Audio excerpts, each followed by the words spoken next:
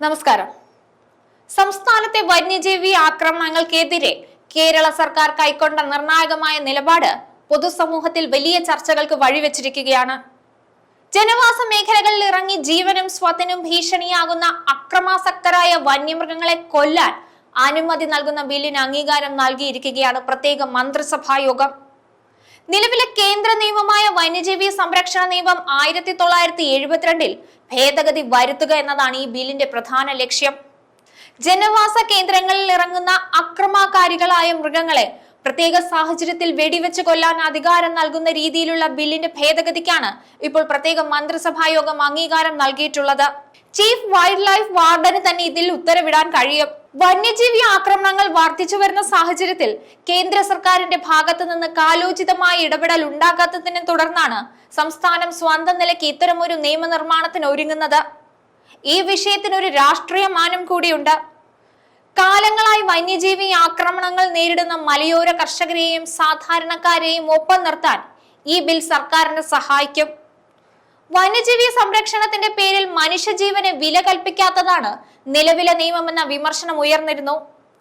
പ്രതിപക്ഷം ഈ വിഷയം സർക്കാരിനെതിരെ ആയുധമാക്കാൻ ശ്രമിക്കുന്ന സാഹചര്യത്തിൽ വിഷയത്തിൽ ശക്തമായ നിലപാട് എടുത്തുകൊണ്ട് ജനങ്ങളുടെ താല്പര്യങ്ങൾക്കൊപ്പമാണ് തങ്ങളെന്ന് തെളിയിക്കാൻ സർക്കാർ ശ്രമിക്കുന്നു. അതേസമയം പരിസ്ഥിതി പ്രവർത്തകരുടെയും മൃഗസ്നേഹികളുടെയും ഭാഗത്തു നിന്ന് ഈ നീക്കത്തിനെതിരെ വിമർശനങ്ങളും ഉണ്ടായേക്കാം.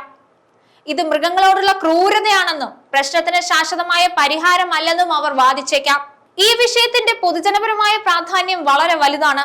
2016 മുതൽ 2025 വരെയുള്ള കാലയളവിൽ 900-ലധികം മനുഷ്യജീവനുകൾ കേരളത്തിൽ വന്യജീവി ആക്രമണങ്ങളിൽ നഷ്ടപ്പെട്ടിട്ടുണ്ട്.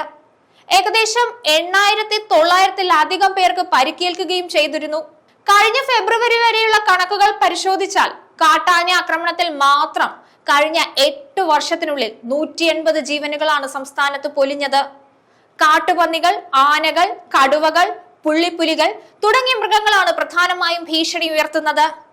941 ഗ്രാമ തദ്ദേശ സ്വയംഭരണ സ്ഥാപനങ്ങളിൽ 273 മനുഷ്യ വന്യജീവി സംഘർഷ കേന്ദ്രങ്ങളായി സംസ്ഥാനം കണ്ടെത്തിയിട്ടുണ്ട്. കാർഷിക വിളകൾ നശിപ്പിക്കുന്നത് മൂലം കർഷകർക്ക് വലിയ സാമ്പത്തിക നഷ്ടവും നേരിടേണ്ടി വരുന്നു.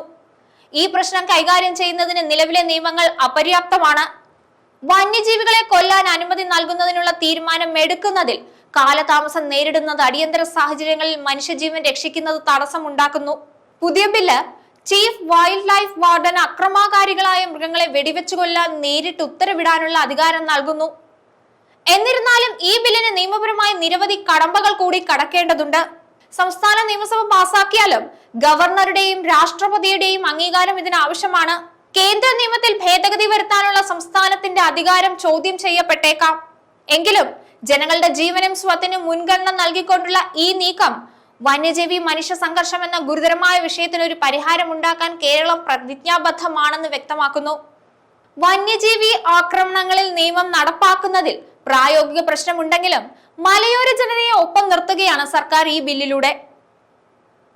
വനത്തിനോട് ചേർന്നുള്ള ജനവാസ മേഖലകളിൽ വർദ്ധിച്ചു വരുന്ന ജനരോഷം കണക്കിലെടുത്ത് ഈ വിഷയത്തിൽ കാലോചിതമായ നിലപാട് എടുക്കുന്നതിലൂടെ പ്രതിപക്ഷത്തിന്റെ വിമർശനങ്ങളെ പ്രതിരോധിക്കാനും ഭരണകക്ഷിക്ക് സാധിക്കുമെന്നതാണ് വിലയിരുത്തൽ. പരിസ്ഥിതി സംരക്ഷകരുടെയും മൃഗസ്നേഹികളുടെയും എതിർപ്പുകളെ നേരിടേണ്ടി വരുമെങ്കിലും പൊതുസമൂഹത്തിന്റെ വലിയൊരു വിഭാഗത്തിന്റെ പിന്തുണ ഈ നീക്കത്തിന് ലഭിക്കുമെന്നാണ് സർക്കാരും പ്രതീക്ഷിക്കുന്നത്. ചുരുക്കത്തിൽ നിയമപരമായ ഒരു നീക്കം എന്നതിലുപരി വരാനിരിക്കുന്ന തെരഞ്ഞെടുപ്പുകളിൽ വലിയ രാഷ്ട്രീയ നേട്ടങ്ങൾ ലക്ഷ്യമിട്ടുള്ള ഒരു തന്ത്രം കൂടിയായി ഈ ബില്ലിനെ പലരും വ്യാഖ്യാനിക്കുന്നുണ്ട്. ഈ നിയമത്തിന് ഗവർണറുടെയും രാഷ്ട്രപതിയുടെയും അംഗീകാരം ലഭിക്കേണ്ടതുണ്ടെന്നുള്ളത് ഒരു യാഥാർത്ഥ്യമാണ്.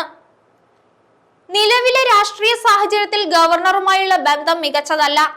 സംസ്ഥാന സർക്കാർ പാസാക്കി അയക്കുന്ന ബില്ലുകൾ ഒപ്പിടാതെ ഗവർണർ പിടിച്ചുവെക്കാറുണ്ട്.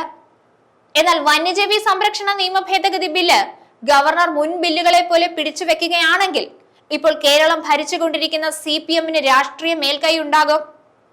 അതായത് ബില്ല് നിയമമാകുന്നത് വൈകുന്നതിലെ കാരണം BJP ആണെന്ന് മലയോര ജനതയോട് പറയാനും പ്രചരിപ്പിക്കാനും CPM-ന് അവസരം കിട്ടും. അതിനാൽ തന്നെ വളരെ രാഷ്ട്രീയപരമായ ഒരു ബില്ലാണ് സംസ്ഥാന സർക്കാർ കൊണ്ടുവന്നിട്ടുള്ളത്.